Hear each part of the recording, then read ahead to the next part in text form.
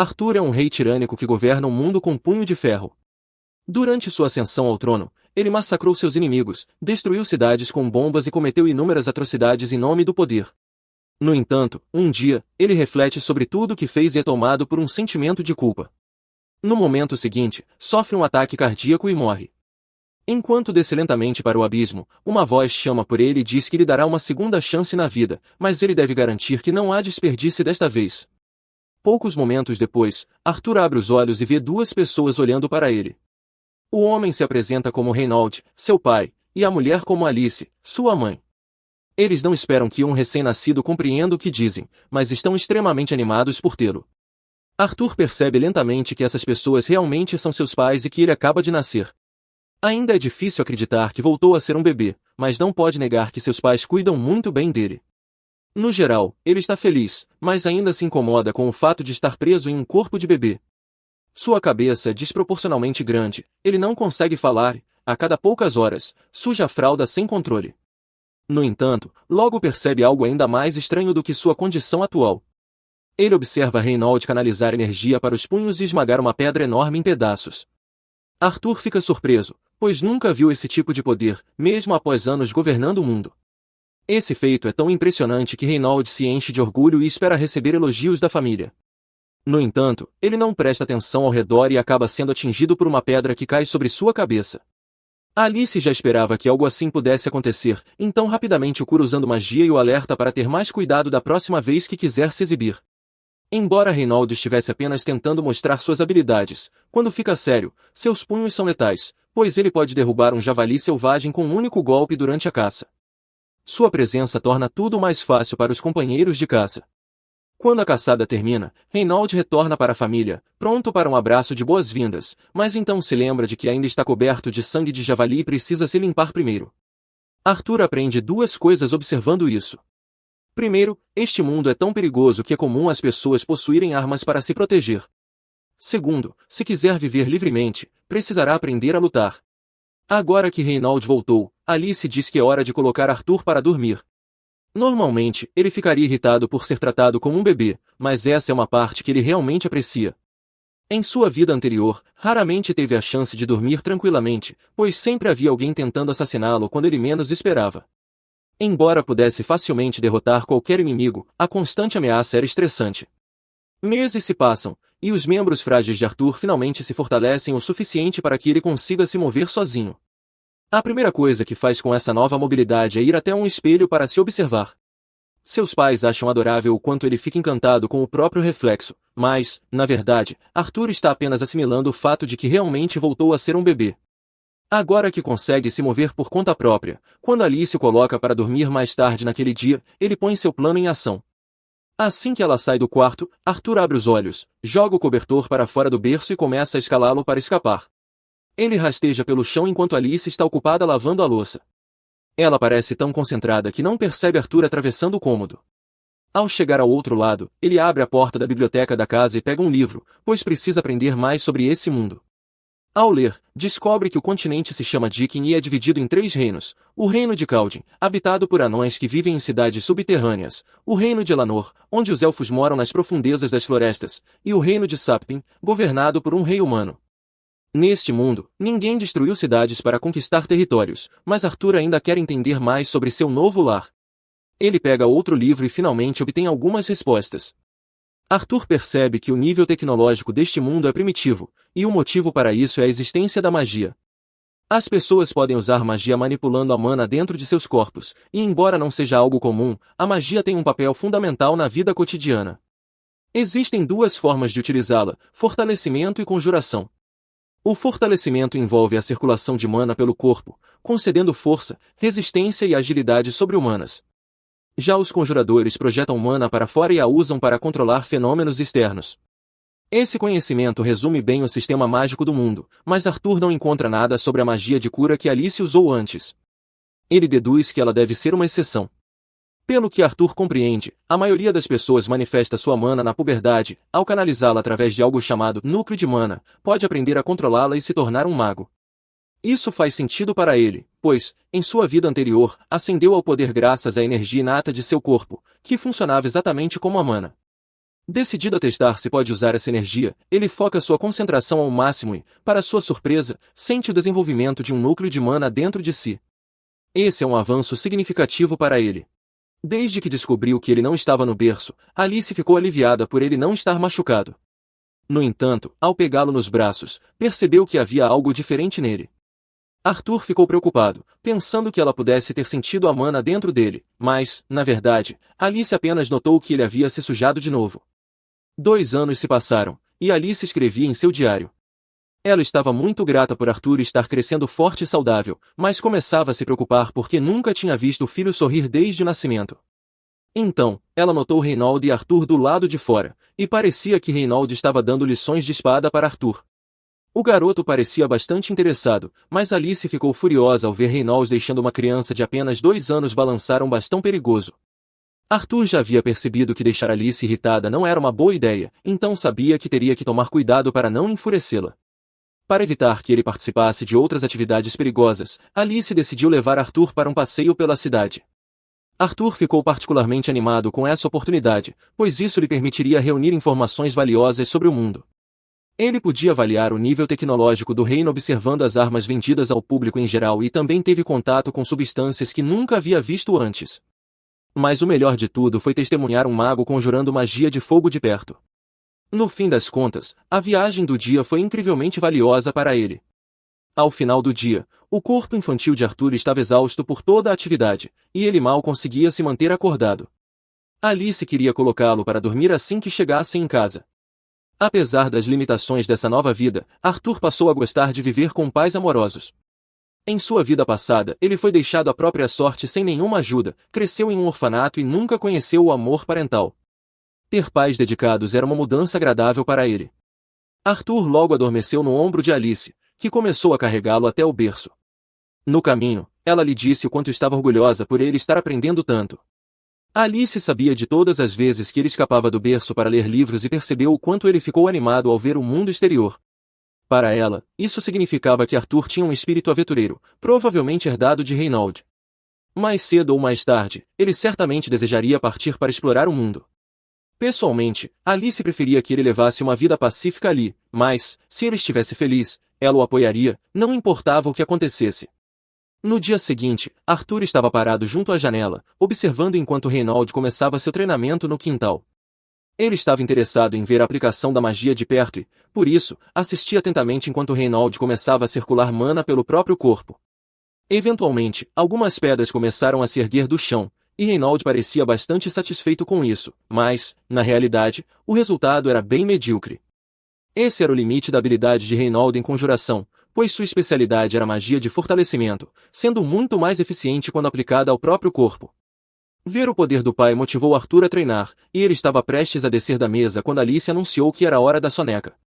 Arthur ainda não sabia falar, então começou a reclamar enquanto passavam pelo estante de livros.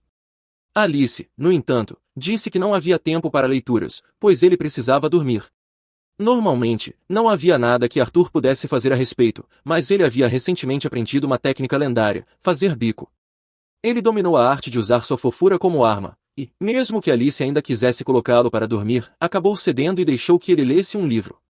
Assim que ficou sozinho, Arthur começou a praticar com sua mana. Nos últimos 2 anos, ele havia progredido bastante. Ao reunir pequenos fragmentos de mana dentro do próprio corpo, conseguiu formar um núcleo de mana. Embora fosse incrivelmente exaustivo, o esforço valeu a pena. Agora, com apenas um pouco mais de esforço, ele deveria ser capaz de lançar seu primeiro feitiço. No entanto, Arthur subestimou drasticamente a força da própria magia e, sem querer, explodiu a casa. Alice e Reynald estavam do lado de fora quando a explosão ocorreu.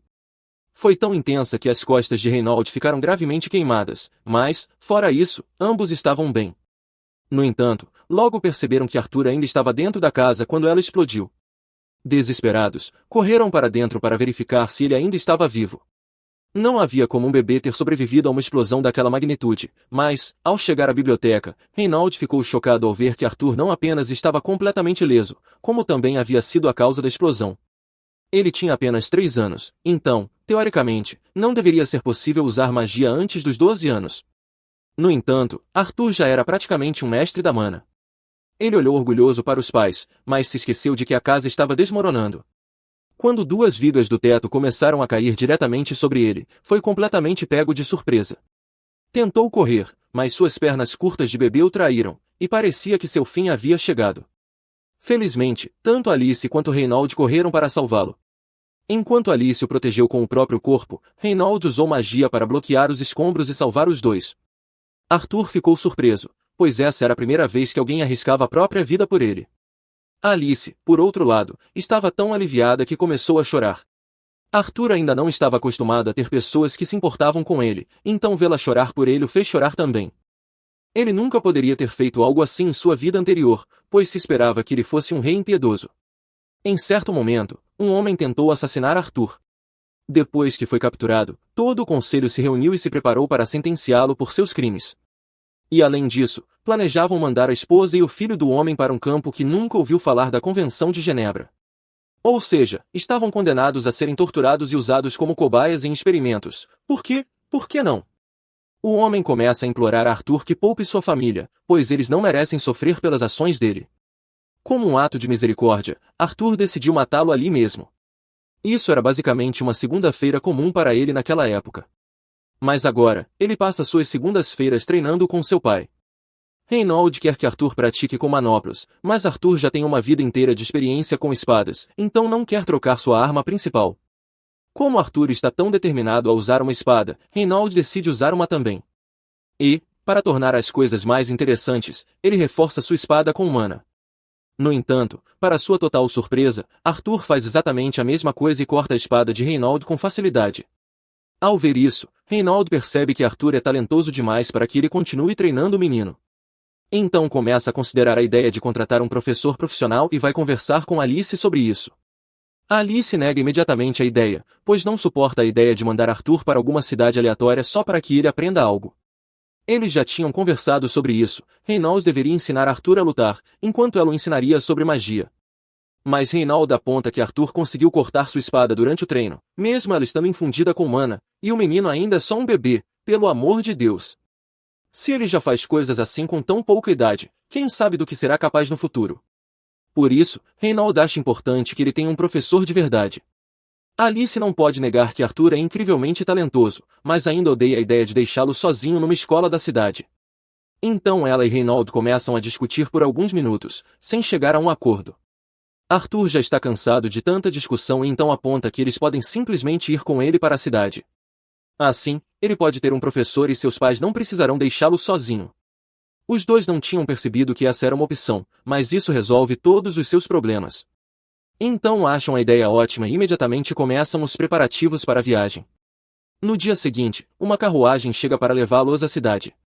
Eles vão viajar com alguns velhos amigos, e Arthur os reconhece, são as mesmas pessoas que ajudaram Alice e Reynald a reconstruir a casa depois que ele a explodiu. Eles fazem parte de um grupo chamado Chifres Gêmeos. O líder, Adam, se apresenta a Arthur. Angela também se apresenta, ao mesmo tempo em que sufoca Arthur num abraço que quase o faz desmaiar. Alice observa tudo feliz da vida. Por sorte, antes que Arthur apague, Daryl tira de perto de Angela e também se apresenta, mas é bem mais gentil, apenas dá um high fives no garoto. Arthur então nota uma garota em pé no alto da carruagem. Dá para ver que ela está tentando se exibir, pois não há motivo algum para estar em cima da carruagem naquele momento. Ela não diz nada, então os outros contam a Arthur que o nome dela é Jasmine. A última integrante do grupo é Ellen, a arqueira. Com as apresentações finalmente concluídas, o grupo precisa seguir viagem. Todos sobem nas carroças e partem. No caminho, Alice pergunta a Arthur se ele está empolgado com sua primeira grande viagem. Ele responde que sim, mas por dentro está pensando em como esse mundo é primitivo. Eles ainda usam carruagens puxadas por cavalos para viajar, enquanto no mundo antigo de Arthur ele tinha uma frota de carros voadores que ele poderia usar a qualquer momento. Depois de viajarem quase o dia todo, o grupo decide fazer uma pausa para o almoço. Então, montam um acampamento. Mas assim que param, são atacados por lobos. Apesar disso, os lobos são bem burros, pois nem sequer tentam cercar o grupo, apenas avançam diretamente e são abatidos instantaneamente pela equipe de aventureiros. Arthur acha tudo muito interessante, já que é a primeira vez que vê um combate real neste mundo, e ele pretende se tornar forte o suficiente para lidar com ameaças como essa sozinho em breve. Como agora tem bastante carne de lobo, o grupo decide cozinhar para o jantar, mas estão sem temperos, então será apenas carne grelhada simples. Nesse momento, Alice percebe que o braço de Reinaldo está levemente ferido, então se oferece para curá-lo. Mas antes que ela comece, Jasmine pede que ela espere um pouco. Todos se reúnem em volta de Alice para fazer guarda, porque curandeiros como ela são extremamente raros nesse mundo. Se alguém a visse usando magia de cura, ela poderia se tornar um alvo. Quando Alice termina de curar Reinaldo, todos voltam ao que estavam fazendo antes. Mas Adam decide que quer fazer um pouco de exercício antes de dormir. E não há melhor maneira de fazer isso do que lutando com uma criança de 4 anos. Parece uma atitude cruel, mas Adam ouviu falar da força de Arthur e quer ver com seus próprios olhos. É apenas um treino. Adam diz para Arthur se preparar e já imbuir sua lança com mana. Arthur faz o mesmo. Quando o duelo começa, Arthur canaliza um pouco de magia para os pés. Assim, no momento em que está prestes a colidir com Adam, ele desaparece e reaparece atrás dele. Essa teria sido a chance perfeita para Arthur atacar, mas seus pés de criança escorregam no chão. Ele perde o equilíbrio, e Adam consegue se recuperar. Arthur e Adam começam a se enfrentar, mas dá para perceber que o orçamento da animação foi negativo. De qualquer forma, Arthur acaba sendo arremessado para trás, já que seu corpo de criança é leve demais para acompanhar um aventureiro experiente, e acaba lançado no ar. Felizmente, os outros o salvam antes que ele atinja o chão e todos começam a gritar com Adam por quase machucar Arthur. Mas Adam diz que não conseguiu evitar, pois Arthur era forte demais para ele se conter. Não havia como uma criança daquela idade ter tanta força. Então ele acha que Reinaldo deve estar fazendo algum tipo de treinamento de super soldado com ele. Mas, na verdade, Reinaldo nunca ensinou nada daquilo para Arthur, ele aprendeu tudo sozinho. Nesse momento, Jasmine se aproxima de Arthur e o assusta sem querer. Ela ficou realmente impressionada com a luta de Arthur e pede para ele ensiná-la a fazer aquela coisa com a magia nos pés. Arthur queria manter a técnica em segredo, já que era algo que dominou em sua vida passada, mas ela não aceita um não como resposta. E, pelo olhar dela, ele sabe que ela vai insistir até que ele ceda. Então talvez ele tenha que ensiná-la eventualmente. Na manhã seguinte, a jornada continua como planejado. E, ao longo do caminho, fazem algumas pausas para descansar. Nessas pausas, Adam dá algumas lições básicas de lança para Arthur, e ele o ensina a usar um arco poucos minutos depois. Com algumas lições básicas, Arthur consegue entender rapidamente. O único conhecimento sobre armas que Arthur tinha da vida passada era com a espada, então essas lições são muito valiosas para ele.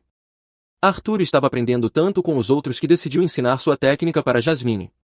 Afinal, ao canalizar magia nos pés e usar magia do vento ao mesmo tempo, é possível aumentar a velocidade de forma impressionante.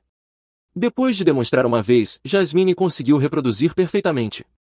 Mais tarde, Arthur estava lendo um livro de magia na carruagem, mas, por alguma razão, Jasmine também estava lá, apenas observando.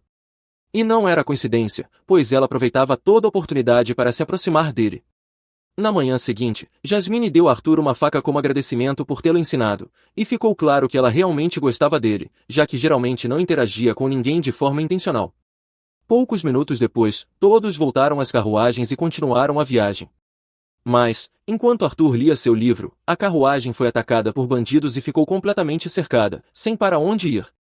O líder dos bandidos ordenou que seus homens capturassem as mulheres e crianças para vendê-las como escravas, então todos atacaram de uma vez, e os aventureiros fizeram o possível para contê-los.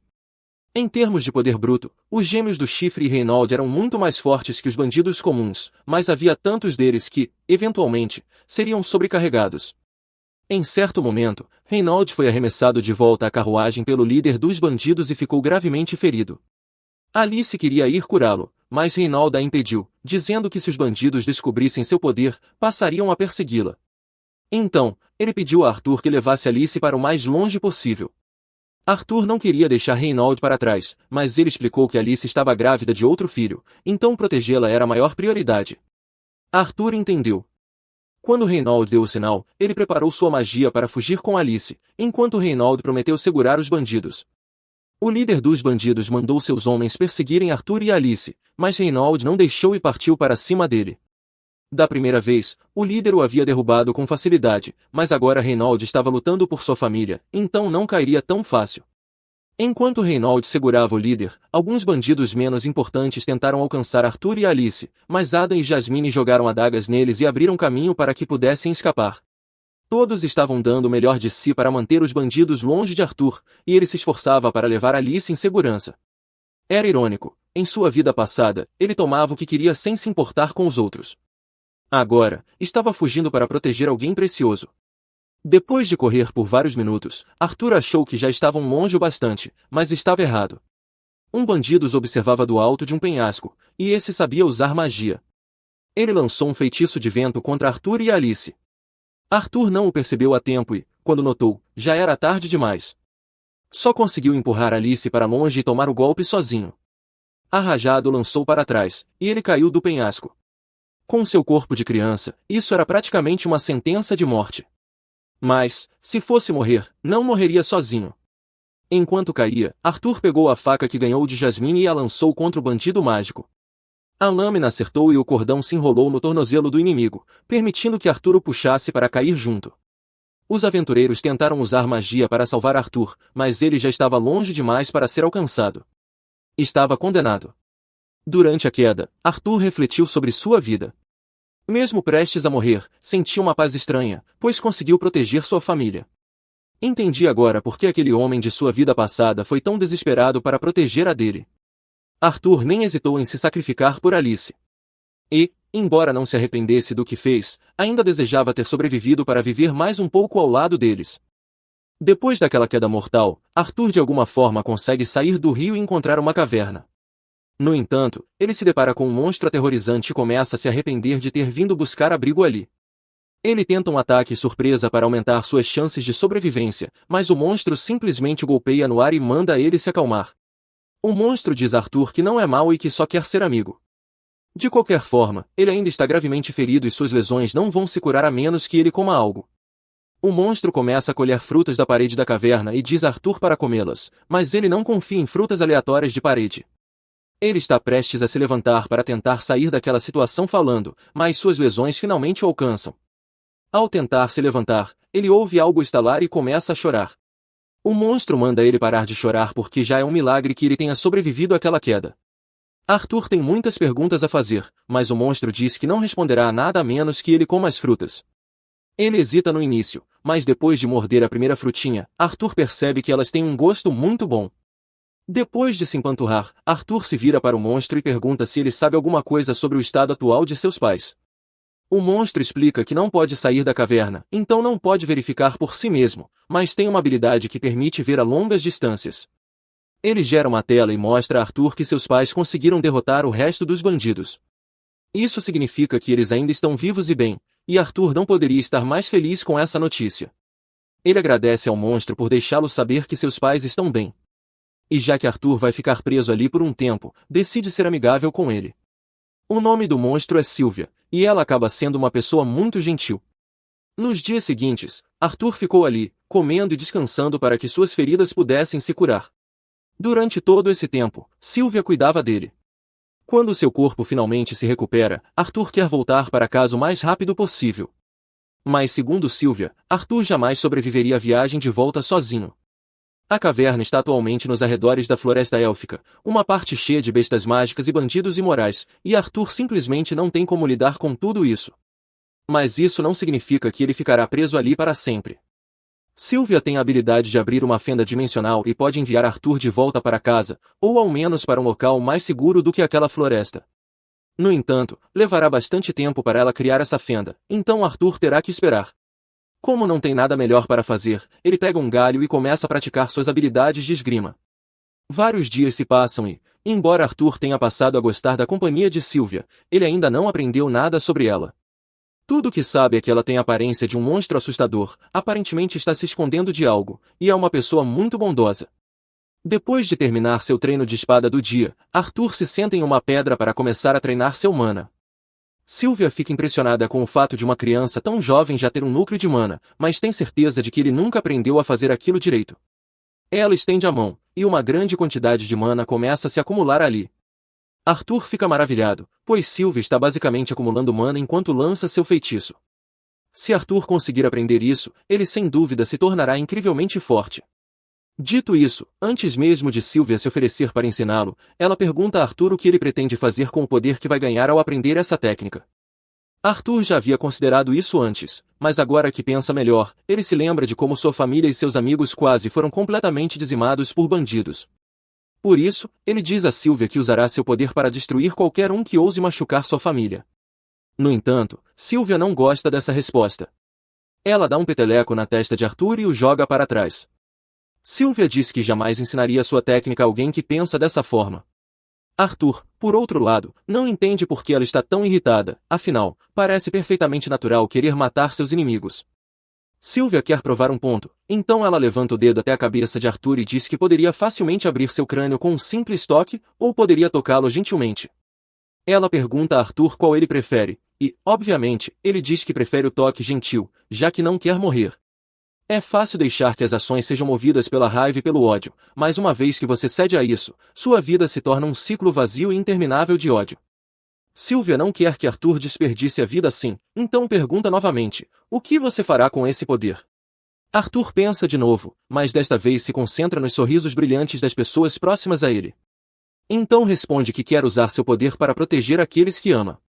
Sylvia gosta muito mais dessa resposta. Enquanto isso, fora da caverna, um monstro que se parece bastante com Sylvia parece estar rastreando-a e está bem perto de encontrá-la. No antigo mundo de Arthur, ele era o rei, mas isso não significava que ele detinha todo o poder. Quem realmente estava no comando eram os senadores. Arthur era basicamente um agente de guerra convocado sempre que os senadores precisavam que ele cometesse atos indescritíveis de violência, mas ele nunca gostou de viver assim. De volta ao presente, Sylvia está ensinando Arthur a usar sua técnica. Depois de mostrar como se faz, ela pede que ele tente sozinho. Arthur começa a condensar o mana do ar ao redor e, uma vez que pega o jeito, consegue usar esse mana para se fortalecer. Ele já sente a diferença na sua força, então corre até Sylvia para agradecê-la por tê-lo ensinado. Porém, Sylvia de repente sente alguém se aproximando, então empurra Arthur para dentro de um monte de pedras e manda ele ficar quieto. Arthur não tem ideia do que está acontecendo, então dá uma espiada e vê outro monstro que se parece exatamente com Sylvia. Sylvia parece conhecê-lo e fica surpresa que ele tenha conseguido encontrá-la ali. Mas o segundo monstro não quer perder tempo e exige que Sylvia vá com ele. Sylvia recusa, então ele imediatamente começa a atacar. Arthur quer ajudar Sylvia, mas ouve a voz dela em sua cabeça, pedindo que não se preocupe com ela. O outro monstro tenta convencer Sylvia a cooperar, dizendo que, caso contrário, ele será obrigado a matá-la. Mas Sylvia prefere morrer a obedecer. Então ela começa a reunir mana e revela sua verdadeira forma. Acontece que Sylvia é um dragão, e nessa forma ela consegue usar muito mais poder do que antes. Ela dispara uma enorme rajada contra o outro monstro, que bloqueia o ataque.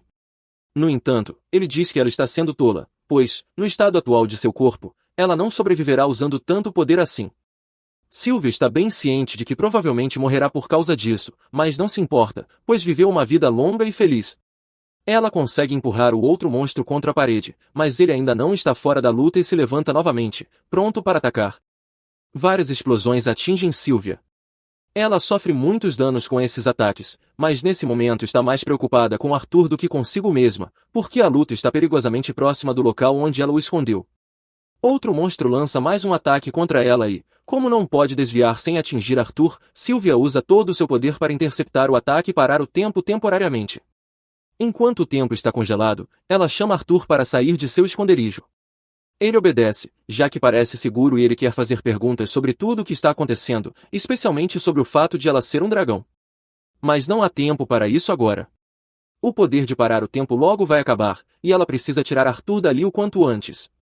Sylvia abre a fenda dimensional que estava preparando, mas devido aos ferimentos e à falta de tempo para finalizar o feitiço, o portal acaba se conectando a um lugar desconhecido, em vez da casa de Arthur. Ela queria evitar mandá-lo para a floresta, por ser perigosa, mas não tem escolha. De qualquer forma, acredita que Arthur pode sobreviver sozinho e encontrar o caminho de volta com a técnica que ela ensinou. Por isso, não está mais preocupada com a segurança dele. Ela então pergunta novamente para que ele pretende usar o seu poder. Arthur, sem hesitar, responde que só o usará para proteger sua família. Sylvia fica satisfeita com essa resposta, pois entende que ele não usará o poder de forma egoísta. Antes que ele parta, há algumas coisas que ela quer lhe dar. Ela forma um ovo e uma pena diante de Arthur, pedindo que ele envolva o ovo com a pena e cuide bem dele. Como presente de despedida, Sylvia também imprime sua vontade no corpo de Arthur, na forma de marcas em seus braços. Arthur fica confuso ao perceber que ganhou tatuagens que cobrem seus braços por completo, mas Sylvia já não tem forças para explicar. Ela apenas diz que um dia ele vai entender como usar esse poder, embora ela não esteja mais presente para ensinar. Sylvia também se desculpa com Arthur, revelando que, na verdade, poderia tê-lo teleportado de volta para sua família desde o começo, mas se divertiu tanto com sua presença que não quis que acabasse. Por causa disso, acabou colocando-o em perigo com sua decisão egoísta. Arthur se sente péssimo, porque sabe que não tem poder suficiente para salvar Sylvia da morte, apesar de tudo que ela fez por ele. Ele não se importa se ela é um dragão ou um monstro, para ele, ela é uma parte preciosa de sua família. Diz a ela que a vê como uma mãe, mas Sylvia lembra que ele já tem uma mãe, então Arthur diz que ela pode ser sua avó. Sylvia não esperava por isso, mas adora a ideia de ser chamada de avó, e pede para ele repetir. Ele o faz com alegria. Sylvia está triste por não poder vê-lo novamente, mas o tempo está se esgotando, então ela o empurra gentilmente para que atravesse o portal. Arthur entende, pega os presentes que ela lhe deu e entra. Mas, no último segundo, muda de ideia e tenta convencê-la a ir com ele. No entanto, ela não pode fazer isso, então fecha o portal e o envia embora. O tempo volta a correr, e Sylvia é atingida pelo ataque do outro monstro. O dano é fatal. Ela cai no chão, mas o monstro não acredita que ela esteja morta, pois sabe que ela é poderosa demais para ser derrotada tão facilmente. Ele se aproxima com cautela, mas baixa a guarda ao ver o corpo imóvel. Assim que chega perto, Sylvia reúne toda a sua energia restante e dispara um ataque que o incinera junto com tudo ao redor em um raio de 1 metro. Enquanto Arthur está sendo teleportado, ouve uma última mensagem de Sylvia. Ela pergunta se ele se lembra do que ela disse sobre o uso correto do poder, e Arthur responde que sim, embora ainda esteja triste com tudo o que aconteceu. Sylvia diz que o mundo é um lugar triste, e coisas assim vão acontecer de vez em quando. Por isso, Arthur precisa mudá-lo para melhor.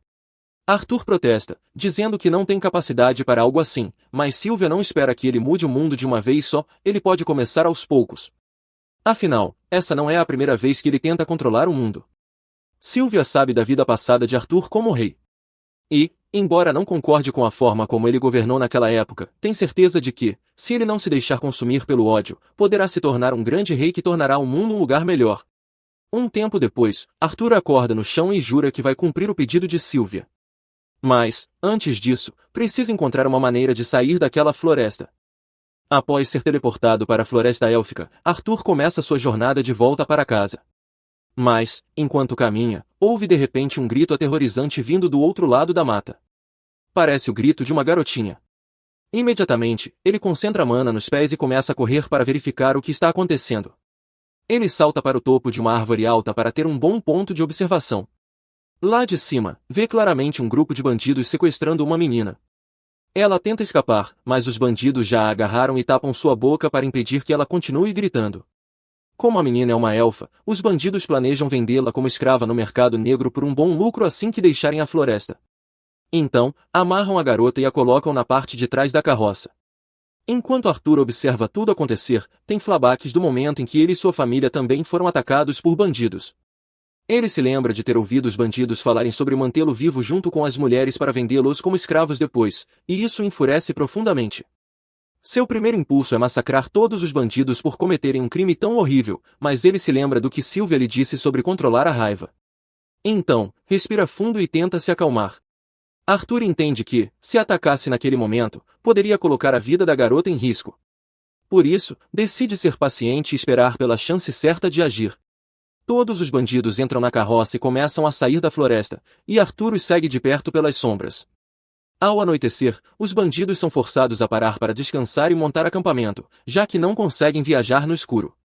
Arthur fica pensando se deve continuar seguindo-os até chegarem a uma cidade humana ou se deve atacá-los ali mesmo. Mas, ao ouvir um dos bandidos dizer que sua raça favorita são os elfos, Arthur percebe que não pode deixá-los sozinhos com a menina por mais tempo.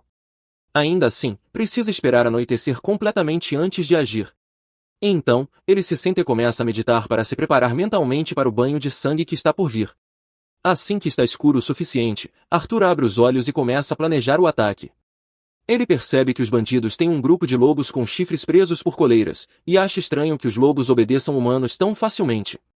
Ao observar melhor, vê que os animais estão usando coleiras mágicas que os forçam a obedecer. Arthur decide usar isso a seu favor e joga algumas pedras nos lobos para agitá-los. Os bandidos ouvem os uivos e o líder manda um deles ir calar a boca das malditas feras. O bandido se levanta e dá um chute no pescoço de um dos lobos para fazê-lo parar de latir.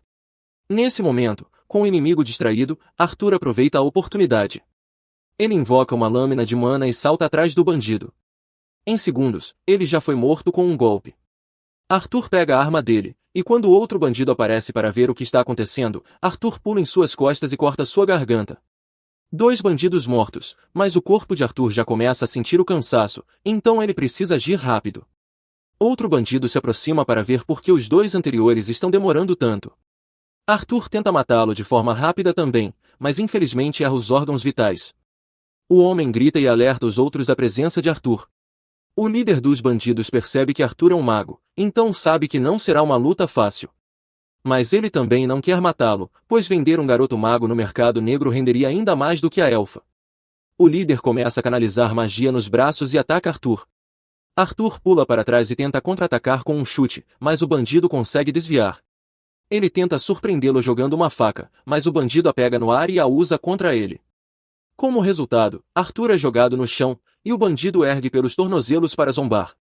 Diz que Arthur não tem chance contra um adulto em termos de força, e Arthur percebe que ele está certo. Então, decide atacar com magia. Ele lança uma bola de fogo diretamente no joelho do bandido. Enquanto o homem grita de dor, Arthur o apunhala na cabeça com a faca. Agora, só falta eliminar o bandido que havia sido ferido antes. Depois que ele também é morto, Arthur corre para verificar a situação da menina na carroça. A garota esteve vendada o tempo todo e não faz ideia do que aconteceu. Arthur a tranquiliza, dizendo que todos os bandidos foram derrotados e que ela está segura agora. O nome dela é Tessia. Quando Arthur a ajuda a sair da carroça, diz que ela pode voltar para casa. Mas Tessia nota um pouco de sangue na mão de Arthur e se preocupa com ele. Arthur entende que é natural que crianças fiquem assustadas ao ver sangue, então conclui que não seria uma boa ideia deixá-la ver os corpos espalhados pelo chão. Ele pede que ela espere um pouco e vai cobrir os cadáveres com uma lona. Tessia pergunta o que aconteceu com os sequestradores, e Arthur não quer admitir que os matou, então diz apenas que eles sofreram um acidente e não a incomodarão mais. A garota não faz mais perguntas. Arthur pega os pertences dela da carroça dos bandidos e se despede, pois precisa continuar sua jornada. No entanto, Tessia segura o braço dele e implora para que fique, pois está com medo de ficar sozinha. Se Arthur a deixar ali, ela pode ser devorada por fantasmas das árvores ou algo assim. Ele pergunta se ela sabe o caminho de volta, e ela diz que sim, mas não sabe quanto tempo levará para chegar à sua vila. Arthur não gosta da ideia de fazer uma excursão, mas sabe que Tessia não sobreviveria sozinha, então concorda em escoltá-la até em casa. Ele olha para os lobos capturados pelos bandidos e até considera usá-los como transporte, mas como não sabe como controlar lobos, decide deixá-los para trás. Tessia insiste que, ao menos, deveriam remover os colares mágicos dos lobos para que eles possam voltar à floresta. Arthur alerta de que os lobos podem atacar assim que os colares forem retirados, mas ela acredita que ficará bem, já que não fez nada para irritá-los. Além disso, como moradora da floresta, é seu dever cuidar das criaturas que vivem ali. Ela acaba tirando os colares dos lobos, e como esperado, eles simplesmente voltam pacificamente para a floresta. Na manhã seguinte, Arthur e Tessia seguem em direção à Vila dos Elfos e, após um tempo, fazem uma pausa para comer. Arthur prepara um ensopado simples e diz que ela precisa comer para ter energia para a longa jornada.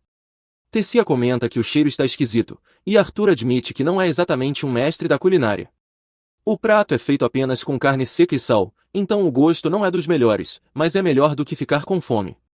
Tessia pergunta por que Arthur veio até a floresta de El-Shair, já que é raro humanos aparecerem por ali, ainda mais uma criança sozinha. Arthur explica como se separou da família e acabou chegando naquele lugar.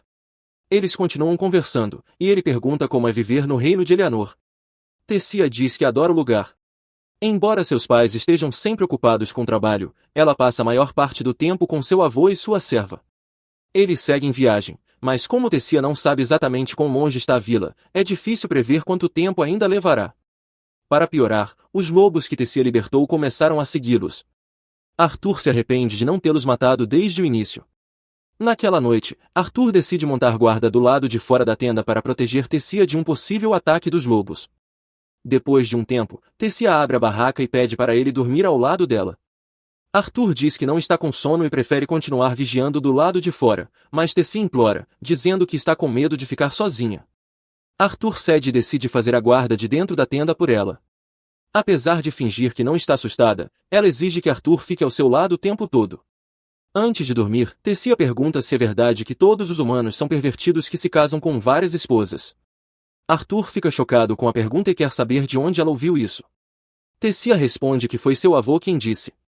Arthur admite que pessoas assim existem, especialmente na família Grarit, mas que no geral, os humanos são modestos. Tessia acredita nele e adormece logo em seguida. Os lobos não atacam, e pela manhã, os dois continuam a jornada. Tessia está cada vez mais próxima de Arthur e, agora que conseguiu esquecer os mercadores de escravos, parece bem mais feliz. No entanto, ela ainda é completamente sem habilidades de sobrevivência e não consegue nem atravessar um riacho sozinha. Arthur precisa carregá-la. De repente, Arthur sente uma dor estranha e pulsante no peito, sem saber o que está acontecendo com ele. Tessia corre em busca de ervas medicinais que possam ajudar, mas Arthur sente que não se trata de uma doença comum. Enquanto ele está encostado em uma árvore, o lobo de antes aparece, e Arthur entra em pânico, pois está sem condições de lutar. Tessia retorna com as ervas e Arthur alerta para ficar longe, temendo que o lobo possa ser perigoso. Para sua surpresa, o animal simplesmente deixa um porco morto diante dele e vai embora. Arthur fica sem entender nada, mas Tessia supõe que o lobo estava tentando agradecê-lo pela ajuda anterior. Naquela noite, eles acampam e assam carne na fogueira. O sabor é muito melhor que o do ensopado, e Tessia adora. Enquanto procurava ervas, ela encontrou alguns cogumelos e oferece a Arthur, mas ele provavelmente não deveria ter aceitado, os cogumelos causam uma baita diarreia. Depois de se aliviar, Arthur está exausto e quase desmaia, mas Tessia continua conversando. Ela conta que seu avô costumava ler livros de histórias sobre os reinos dos humanos e anões, e que ela sempre quis visitar esses lugares, mas nunca teve permissão, pois os elfos não confiam nas outras raças. Nesse momento, Tessia percebe que Arthur não está prestando atenção, mas entende que ele só está com sono. Então, cobre-o com um cobertor e lhe deseja boa noite. Na manhã seguinte, eles retomam a jornada, mas a dor no peito de Arthur piora. Tessia se desculpa por não poder ajudar, mas ele diz que não é nada grave. Mudando de assunto, Tessia pergunta se pode chamá-lo de Gart, pois já o considera um amigo. Afinal, passaram muito tempo juntos e ficaram bastante próximos. Arthur diz que não se importa e aceita ser seu amigo. Tessia se surpreende com a reação calma dele. Arthur então faz uma piada, dizendo que vai valorizar cada momento em que a grande Lady Tessia o considerar amigo, mas isso a irrita, e ela manda ele parar de agir como uma criança. Arthur acha engraçado, já que foi ela quem insistiu para que ele ficasse ao seu lado o tempo todo porque estava com medo. Tessia responde que aquilo foi totalmente diferente. Brincadeiras à parte, Arthur percebe que Tessia é sua primeira amiga de verdade. Nem em sua vida passada ele teve isso, as pessoas sempre tiveram medo dele, e ele nunca pôde chamar alguém de amigo. De repente, Tessia vê algo familiar e chama Arthur para ver. Ele vai esperando encontrar um galho esquisito ou algo assim, mas se depara com uma enorme árvore com um portal em seu centro. Tessia explica que aquilo é a entrada da Vila dos Elfos e estende a mão para ele, convidando-o a ir com ela. Os guardas exigem que Arthur explique quem permitiu que um humano como ele entrasse em suas terras sagradas. Arthur se volta para Tessia, esperando que ela esclareça a situação, mas, ao vê-la em silêncio, sente-se traído, achando-se tolo por um dia tê-la considerado uma amiga. Porém, a verdade é que Tessia hesitava apenas porque ainda era uma criança. Quando os guardas anunciam que irão executar Arthur, ela finalmente intervém, defendendo-o e afirmando que ele salvou sua vida. Mesmo assim, os guardas mantêm a suposição de que Arthur a havia manipulado mentalmente para fazê-la acreditar nisso. Como se fosse possível. De qualquer forma, o único homem sábio e sensato das terras élficas aparece, saindo do mesmo portal de teletransporte, e ordena que soltem Arthur. Esse homem é Virian Erit, o antigo rei de Elenoir, e ele pessoalmente agradece a Arthur por salvar Tessia, revelando que ela é sua neta, o que significa que ela é a princesa daquele reino. Arthur fica completamente chocado com a revelação, pois jamais imaginaria que Tessia fosse da realeza, julgando pelo comportamento dela durante o tempo em que estiveram juntos. Os pais de Tessia, o rei Aldwin e a rainha Mariel Erit, chegam instantes depois e finalmente se reencontram com sua filha desaparecida após dias de separação. Enquanto Mariel verifica se a filha está bem, Aldwin questiona o que um humano está fazendo ali. Ao que tudo indica, Aldwin herdou o QI da mãe e não é nem de longe tão sábio quanto o pai, pois ordena imediatamente que seus soldados executem Arthur. Virian intervém mais uma vez, declarando que foi ele quem ordenou aos guardas que se contivessem. Ele explica a Aldwin que Arthur salvou a preciosa Tessia, mesmo sendo considerado um bárbaro humano. Tessia reforça as palavras do avô, implorando ao pai que não machuque seu amigo e até sugere que o convidem para o castelo. A ideia de um humano pisar no castelo claramente faz Alduin hesitar. Mas Tessia não espera a resposta e vai direto até Arthur, dizendo que, se ele aceitar ir com ela, os chefes reais farão seus petiscos favoritos. Sim, esse tipo de suborno só funciona com crianças pequenas. Bem, Arthur tecnicamente ainda é uma criança, então tudo bem. Alduin não quer contrariar sua filha de personalidade forte, então acaba concordando. Enquanto isso, a curiosidade de Virian atinge o ápice, pois ele sente um poder misterioso em Arthur, e por isso pede para conversar com ele em particular mais tarde. Por ora, Arthur acompanha a Tessia enquanto caminham pelo reino de Elenoir, uma sociedade artisticamente estruturada, onde casas são construídas tanto em cima quanto debaixo das árvores, e o povo leva uma vida simples, porém pacífica. À medida que Arthur caminha ao lado de Tessia, atrai muitos olhares da multidão, todos curiosos com a presença de um humano naquele lugar. Arthur não consegue superar o fato de Tessia ter hesitado em ajudá-lo no início. Por que ela faria isso? E o que era aquela expressão severa em seu rosto naquele momento? Ele não entende, e esse pensamento continua a perturbá-lo, provocando uma dor aguda em seu peito. De qualquer forma, ele continua desconfiado de tudo ao seu redor e faz o possível para se manter alerta e não baixar a guarda. Eles chegam ao castelo, situado no fim da cidade. Ao entrarem, são recebidos por dezenas de criadas élficas cuja única função é garantir que Tessia esteja sempre feliz. No entanto, hoje Tessia quer retribuir Arthur. Ela ordena que todas suas criadas ofereçam a ele a melhor hospitalidade possível, dizendo que ele salvou sua vida. Ao ver a relutância delas, Tessia assegura que Arthur é um dos raros humanos verdadeiramente bons de coração. Em seguida, ela se volta para Arthur e pergunta o que ele gostaria de fazer: comer petiscos, brincar, almoçar ou talvez se refrescar. Mas, antes de qualquer coisa, Arthur quer conversar com os pais de Tessia sobre o que aconteceu na floresta. Como ainda não houve explicações, ele reúne todos na sala de reuniões para uma conversa séria. Tessia, porém, está no seu próprio mundinho e traz chá e petiscos para todos, talvez achando que se trata de um chá da tarde e nada mais. De qualquer forma, Alduin se apresenta formalmente, junto com sua esposa Mariel e seu pai Virian, a Arthur. Arthur também se apresenta como apenas um garoto comum nascido numa vila esquecida no reino de Sapin. Ele se ajoelha diante de Alduin, admitindo que um plebeu como ele jamais teria a chance de ver a realeza, muito menos sentar-se na mesma sala que o rei dos elfos. E expressa o quanto está grato por ter recebido essa oportunidade. Alduin se surpreende com o quanto Arthur é bem educado, apesar de afirmar ser apenas um camponês, mas permite que ele continue. Arthur então dá uma explicação detalhada do que aconteceu, incluindo como se separou de sua família.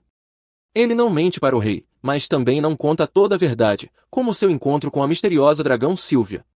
Ainda assim, ele segue com sua história até o ponto em que encontrou Tessia sendo sequestrada por um grupo de mercadores de escravos, e o clima na sala muda drasticamente.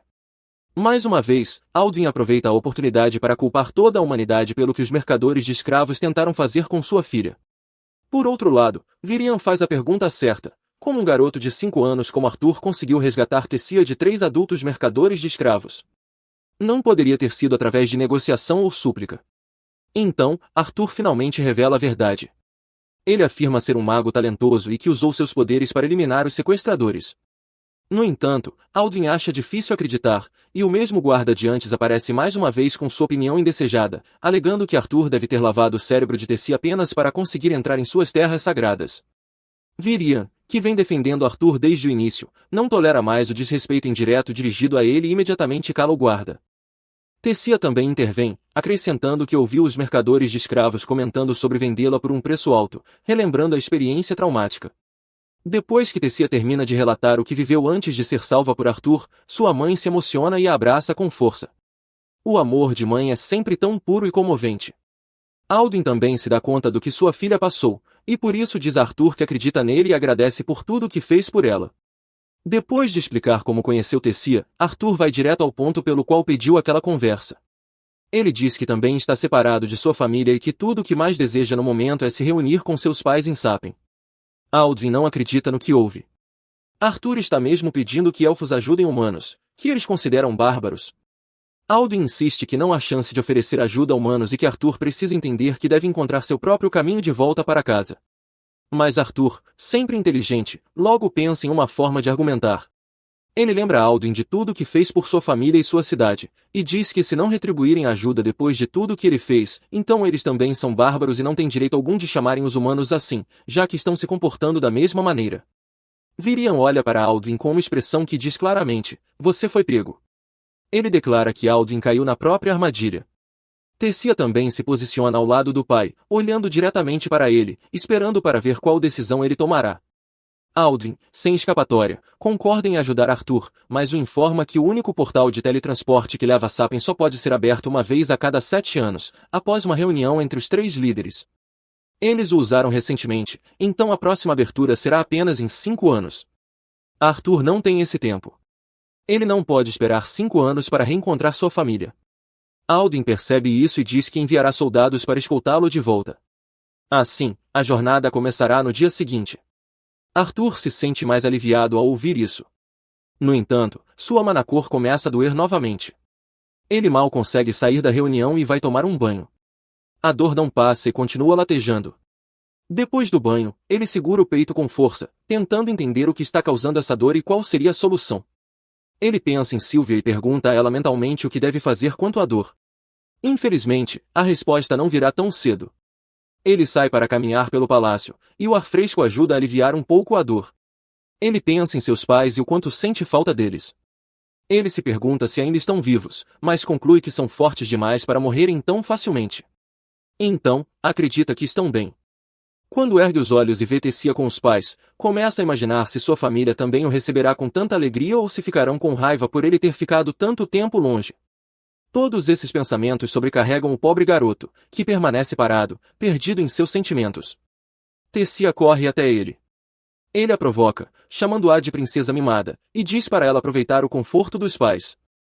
Arthur confidencia a Tessia suas preocupações com relação aos pais e se será bem recebido por eles. Ela segura seu rosto com ternura e se surpreende com sua insegurança. Como assim seus pais não ficariam felizes com seu retorno? Para ela, pais sempre se preocupam com os filhos, e certamente os deles estão angustiados com seu desaparecimento.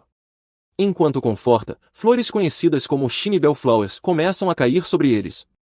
Tessia as reconhece e comenta sobre o que são, mas Arthur, ao vê-las, se lembra do momento em que entrou na cidade e achou que Tessia o trairia. No entanto, sente-se aliviado por ela não ter feito isso. Ainda assim, aquelas flores parecem familiares de outro jeito. O que Tessia vê como flores, ele vê como armas. Ele já as viu em batalhas do passado. Sem entender direito o motivo, ele se desculpa com Tessia, que fica confusa, e afirma que também gosta das flores. Em seguida, arremessa uma delas de volta, acreditando ser uma arma lançada por alguém. Para sua surpresa, o remetente era ninguém menos que Virian. Arthur o confronta, perguntando por que estaria atacando a própria neta, mas Virian sorri com desdém e questiona se alguém realmente poderia ser atacado por algo tão inofensivo. Tessia corre até Virian e implora para que deixe Arthur em paz, dizendo que ele é diferente dos outros humanos e que é uma boa pessoa. Ela pede que o avô pare de provocá-lo. Virian, no entanto, afirma que não o está provocando. Para ele, Arthur é o primeiro humano interessante que já viu, e por isso não vai deixá-lo escapar. Com magia, ele faz Tessia sentar e pega um bastão, desafiando Arthur para um duelo. A luta começa, e Arthur dá tudo de si. Ele usa todo o seu mana, mas logo percebe que Virian é mais rápido. Por mais que tente, não consegue acertar um único golpe. Em uma tentativa mais agressiva, Virian quebra seu bastão, e um pedaço quase atinge Tessia. Arthur a protege a tempo. Ele então decide usar magia. É uma magia poderosa, daquelas que poucos conseguem suportar. Mesmo assim, Virian a repele. Após diversas tentativas, Arthur consegue finalmente acertar Virian na cabeça. O elfo, ao invés de se irritar, fica ainda mais animado. Ele pede uma segunda rodada, mas Tessia se levanta e cutuca seu avô, pedindo que deixe seu arte em paz. Virian retruca dizendo que Arthur não é o garoto inocente que ela pensa. Na verdade, foi Arthur quem o provocou e quase o venceu. Arthur rejeita esse tipo de reconhecimento, dizendo que Virian está superestimando suas habilidades. Virian, então, faz um pedido inesperado, que Arthur se torne seu discípulo. Arthur considera a ideia, pois parece vantajosa. No entanto, ao pensar em seus pais e no fato de não saberem se ele está bem, ele hesita. Conta sua preocupação a Virian, que afirma haver uma maneira de informar aos seus pais que está bem sem precisar voltar imediatamente para casa. Arthur se interessa, mas antes que receba explicações, Virian libera uma energia em seu corpo. Ele sente novamente dores em seu mana, e Virian confirma sua suspeita. Arthur recebeu a vontade da besta. A única forma de sobreviver e evitar a morte é tornando-se discípulo de Virian. Arthur se vê em um estado onde não consegue se mover. Seu coração dói com uma dor aguda, e enquanto tenta conter essa dor, uma aura escura escapa de seu peito. Ela toma a forma de um ser misterioso e assustador. Arthur, com medo, fecha os olhos, se perguntando se aquela criatura é uma manifestação de suas ansiedades internas ou talvez de suas responsabilidades. Quando o monstro se aproxima, prestes a machucá-lo, uma voz fraca o chama. É Tessia. A voz dela calma seu coração o suficiente para que ele desperte.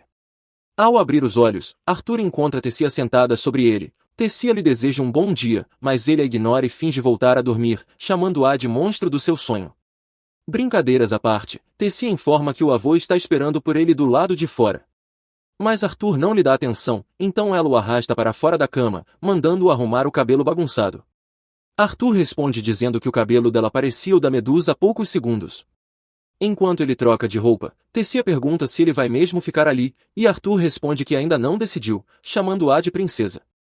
Tessia, irritada com a formalidade, o belisca nas costas e diz que ficará muito brava se ele chamá-la de princesa de novo. Arthur comenta que ela já está brava, o que o faz se perguntar se ela pode ficar ainda mais furiosa do que está agora.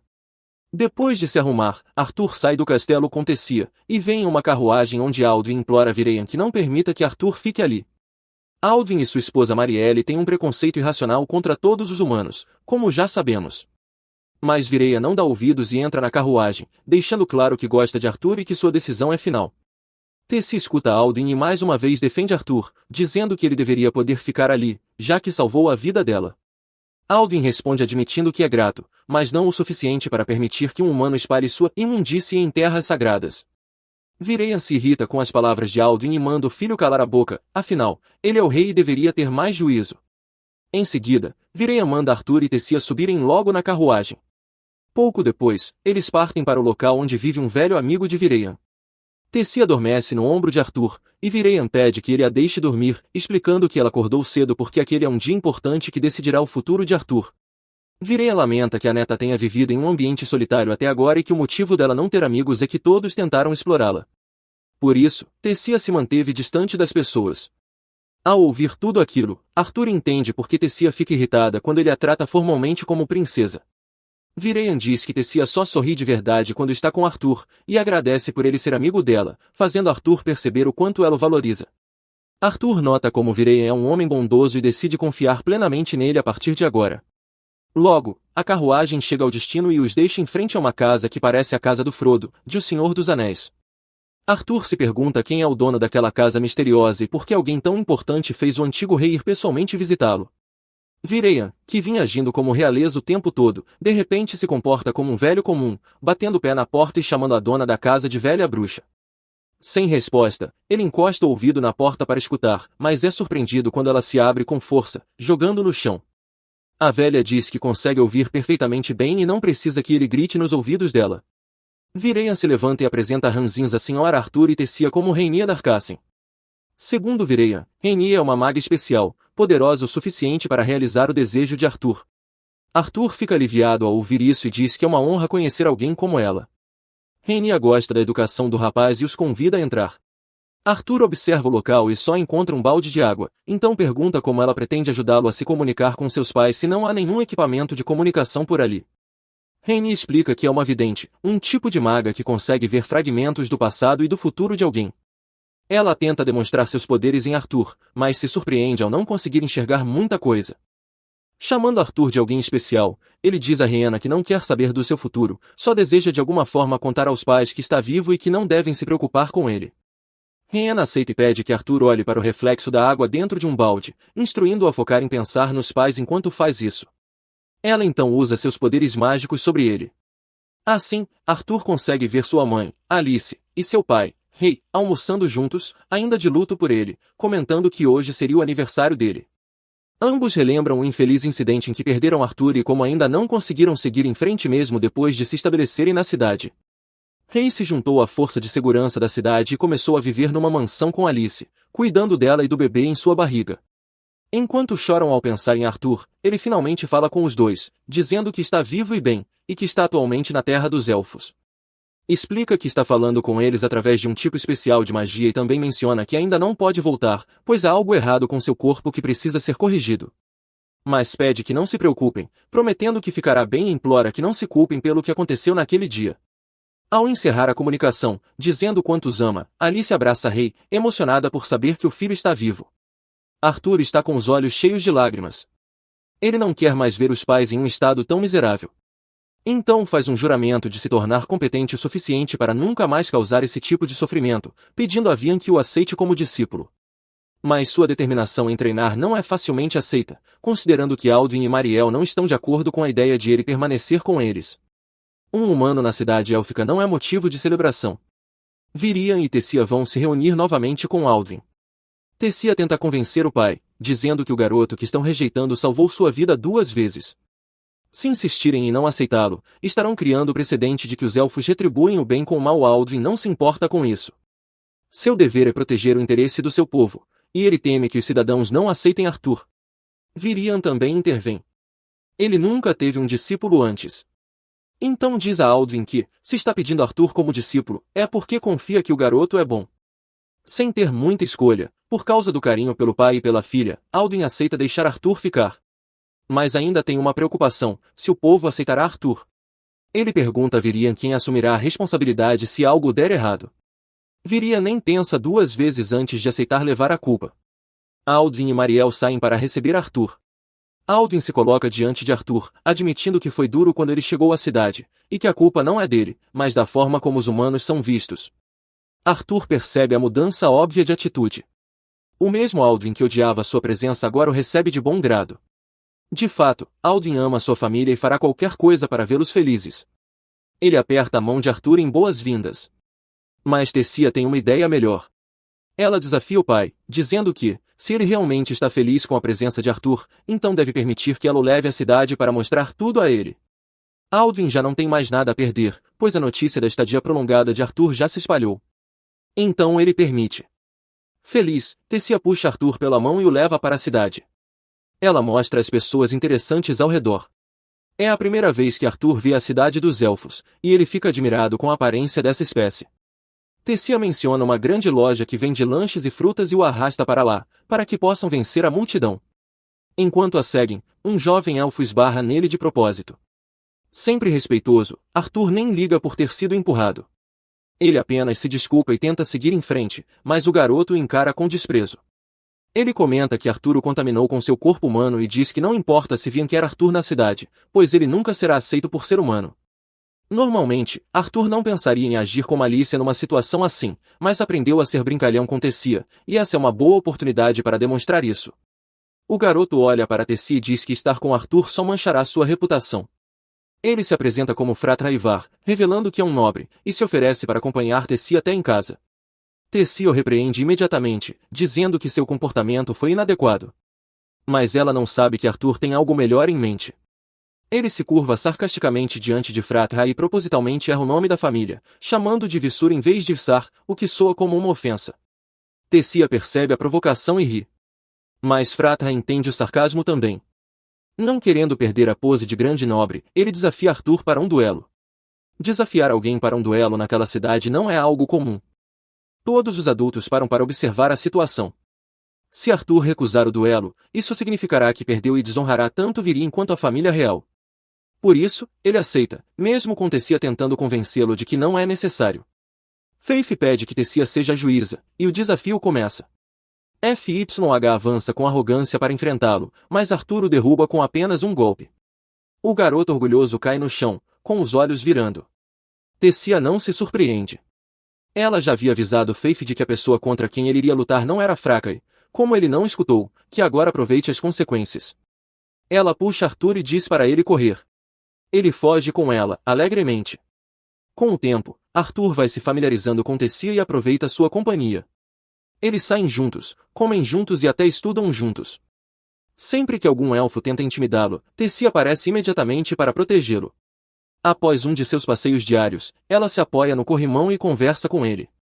Seu treinamento começa no dia seguinte, e ela pergunta o que ele sente a respeito. Arthur parece preocupado com algo, e ela insiste em saber o que o incomoda e se ele ainda quer fazer o treinamento. Ele se lembra de uma conversa que teve com Vireia mais cedo. Na conversa, Vireia lembrou que Arthur está em uma terra estrangeira, sem família nem amigos para apoiá-lo. Não tem em quem confiar. Ainda assim, Arthur tomou a decisão de permanecer ali e aprender. Vireia o alertou que o treinamento não seria fácil, mas sim mais difícil do que tudo que já enfrentou. No entanto, se ele permanecesse e aprendesse apesar das dificuldades, seu futuro estaria garantido. Vireia lhe deu outra chance de desistir e perguntou se ele estava realmente interessado. Arthur confirmou que estava. Então, Vireia ordenou que ele ignorasse a dor em seu núcleo de mana, por enquanto. Nesse momento, Arthur olha para Tessia com empolgação. Ele diz que está ansioso para o treinamento do dia seguinte. Revela que já passou por muitas dificuldades e lutou ao lado de seu pai. Sabe que nada do que viveu se compara ao que está prestes a enfrentar agora, mas está determinado a continuar firme e acredita que ficará mais forte. Tessia estende a mão e diz que também dará o seu melhor. Ele pergunta, dar o melhor em quê? E ela revela que fará sempre o seu melhor para que ele não fique mais forte do que ela e para que possa competir com ele. Vamos ver, pensa ele. No dia seguinte, o treinamento começa. Ele se posiciona diante de Virin, que o introduz ao que será a nova fase de sua vida. Ao iniciar o treinamento, Arthur pensa, a vida no reino élfico é mais rápida que a vida fora daqui. Em poucos dias, aprendeu muito e está evoluindo. Aceitou ficar ali porque sabe que foi a melhor decisão e está assumindo o controle de seu futuro.